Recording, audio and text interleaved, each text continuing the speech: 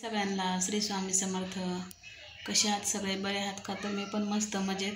तर बघा, आज आहे गुरुवार आणि मिस्टरांना गुरुवार असतो, तर बघा उपवास सोडण्यासाठी मी मस्त असे डुबुक वड्या बनवलेले आहेत. बघू शकता, डुबुक वड्या बनवले आहेत. पांढरा भात आणि मस्त अशा ज्वारीच्या भाकरी बनवलेल्या आहेत. तर काय नाही बघा, मी त्याची गड्डी आणली एक.